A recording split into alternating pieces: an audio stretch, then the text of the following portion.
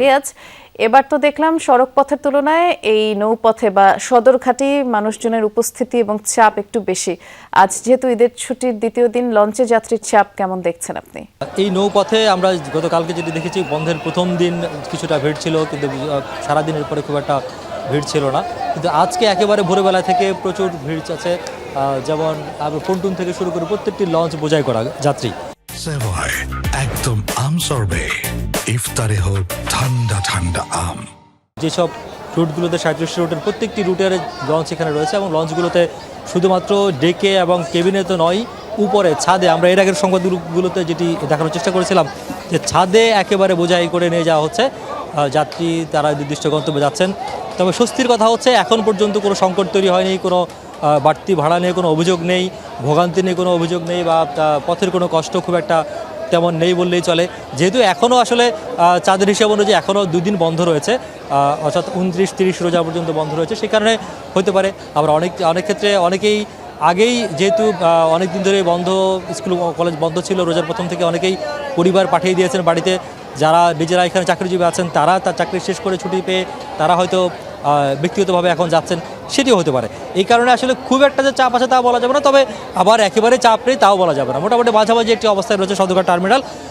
এখান থেকে এখন পর্যন্ত যে হিসাব আমাদের বলছে বিআইডব্লিউটিএ, দুপুর 2টা পর্যন্ত 46টি লঞ্চ এখান থেকে ছেড়ে গেছে, এবং এখনও প্রায় 55টির মতো লঞ্চ ঘাটে অবস্থান করছে। আরও বেশ কিছু লঞ্চ বিভিন্ন গন্তব্যে, যেগুলো গতকাল রাতে গিয়েছিল, সেগুলো ফেরার পথে রয়েছে। অর্থাৎ তারা আশা করছেন গতকালকে বৃষ্টি এই লঞ্চ টার্মিনাল ঢাকা নদী বন্দর থেকে 102টি লঞ্চ বিভিন্ন গন্তব্যে ছেড়ে গেছে, এবং সেই সংখ্যা আজকে 120 ছাড়াতে পারে বলে ধারণা করা হচ্ছে। যেহেতু যাত্রীর মাঝখানে বা অর্থাৎ 10টা থেকে 1টা পর্যন্ত চাপ কিছুটা কম ছিল, কিন্তু গত 1 ঘন্টা আমরা দেখেছি অনেক বেশি পরিমাণ যাত্রীর চাপ বেড়েছে। অর্থাৎ যাত্রী বিকেলের দিকে চাপ আরও বাড়বে, তখন মানুষের উপস্থিতিও এই টার্মিনাল কানায় কানায় পূর্ণ হবে বলে আশা করছেন। বরাবরই যেটি দেখা যায় যে সদরঘাটের সন্ধ্যা নামার সাথে সাথে একদম কানায় কানায় পরিপূর্ণ হয়ে যায় যাত্রীদের দিয়ে, এবারও সেই চিত্রই বোঝা যাচ্ছে। ধন্যবাদ, আপনি বিস্তারিত জানাচ্ছিলেন রিয়াজ। এবারে আমরা জানাবো এই যাত্রার ট্রেনের অর্থাৎ রেল স্টেশনের খবর। কমলাপুর রেল স্টেশনে যাচ্ছি, সহকর্মী তানফির সিদ্দিক টিপু অপেক্ষা করছেন আমাদের জন্য। টিপু, এবার দেখলাম যে ট্রেনগুলো মোটামুটি বড় কোনো বিলম্ব ছাড়াই শিডিউল অনুযায়ী ঢাকা ছাড়ছেন। নগরবাসীর ঈদ যাত্রা ট্রেনে কতখানি স্বস্তির দেখলেন, এবং কয় তারিখের আবার ফিরতি টিকিট দেওয়া হচ্ছে আজ, সে বিষয়ে একটু জানিয়ে দিবেন। বৃষ্টি, সহকর্মী রিয়াজ রায়হান যে নির্বিঘ্নে এবং নির্ঝঞ্ঝাট একটি এই ঈদ যাত্রা এবার হচ্ছে, এবং সেই একই চিত্র কিন্তু এই কমলাপুর রেল স্টেশনেও আমরা সকাল থেকে দেখেছি যে যখন যে ট্রেনটি শিডিউল রয়েছে সেই ট্রেনটি সেই সময় ছেড়ে যাচ্ছে। এই মুহূর্তে কিন্তু কমলাপুর রেল স্টেশনে যে ট্রেনটি ছেড়ে যাওয়ার যে অপেক্ষায় রয়েছে চট্টগ্রাম এক্সপ্রেস, চট্টলা এক্সপ্রেস, এটি মূলত চট্টগ্রামের উদ্দেশ্যে ছেড়ে যাবে, এবং আর কয়েক মিনিটের পরেই হয়তো ট্রেনটি ছেড়ে যাবে, এবং কিছুক্ষণ করে হচ্ছে সিল্ক সিটি, যেটি রাজশাহীর উদ্দেশ্যে ছেড়ে যাবে। এই দুটি ট্রেনই সবসময়ই দেখা যায় যে খুব বেশি মানুষের সমাগম ঘটে, এবং এই ঈদকে কেন্দ্র করেও কিন্তু প্রচুর মানুষ এই দুটি ট্রেনে উঠছেন। এবং আমরা সকাল থেকে কয়েকটা ট্রেনের দেখেছি যে যাত্রীরা ছাদে ওঠার চেষ্টা করেছেন, কয়েকটা ট্রেনে ছাদে উঠে যাত্রীরা ভ্রমণ করার সুযোগ পেয়েছেন, কিন্তু দুপুরের পর থেকে কোনো ট্রেনে কিন্তু ছাদে কাউকে উঠতে দেওয়া হচ্ছে না। আমরা দেখেছি পুলিশ কিছুক্ষণ আগেও এই ট্রেনটির ছাদে যারা উঠেছিলেন তাদেরকে নামিয়ে দিয়েছেন, নিচে তারা ট্রেনের ভিতরে ভ্রমণ করার জন্য উৎসাহিত করছেন। এবং এই চিত্রটাই মূলত দেখা যাচ্ছে সারাদিন ধরে, যে নিরাপদে যেন যাত্রীরা তাদের গন্তব্যে পৌঁছাতে পারেন, সেটিকে মাথায় রেখে কিন্তু আইনশৃঙ্খলা বাহিনী এবং এখানে যারা রেলওয়ে নিরাপত্তা বাহিনীর সদস্যরা রয়েছেন তারা সচেষ্ট রয়েছেন, এবং যেসব যাত্রীরা এই রেলওয়ে স্টেশনে ঢুকছেন তাদেরকে ঢোকার সময় তাদের যে টিকিট রয়েছে সেটি যাচাই বাছাই করে তারপরে তাদেরকে ভেতরে প্রবেশ করতে দেওয়া হচ্ছে।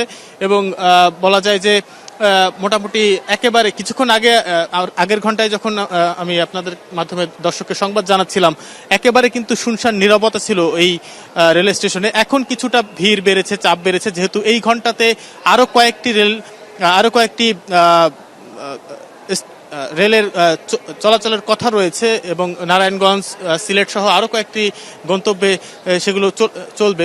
ফলে কিন্তু যাত্রীচাপ কিছুটা বেড়েছে, কিন্তু এখনো পর্যন্ত আসলে কোনো ধরনের ভোগান্তি বা যাত্রা বিলম্বের কোনো সংবাদ এখন পর্যন্ত আমাদের কাছে নেই। দৃষ্টি আমরা দেখছিলাম এবং ট্রেনগুলো মোটামুটি শিডিউল অনুযায়ী ছেড়ে যাচ্ছে, যেটি আপনি বলবার চেষ্টা করছিলেন। ধন্যবাদ টিপু।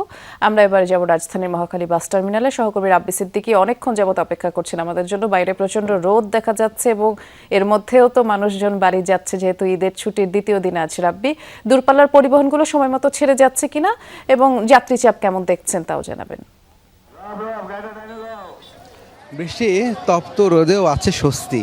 স্বস্তিটা আসলে ঘরে ফেরা মানুষের সময় মতো বাস যখন পাচ্ছেন এবং ভাড়া নিয়ে যেই একটা জায়গায় মোটামুটি যাত্রীরা শুয়ে গেছে, এই ভাড়াতে অভ্যস্ত হয়ে গেছে।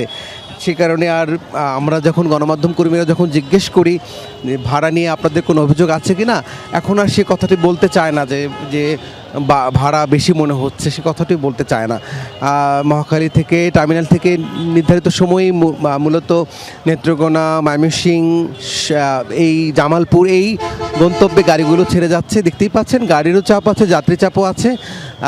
বাড়ি ফেরা মানুষজনও বলছেন সময় মতো তারা গাড়ি পাচ্ছেন এবং এই নিয়ে তাদের তেমন কোনো অভিযোগ নেই। গাবতলী টার্মিনালে ছিলাম, সেই টার্মিনালের চিত্র একই। অনেক মানুষ একসাথে বাড়ি যাচ্ছে, কোনো ধরনের কোনো ঝক্কি ঝামেলা নেই।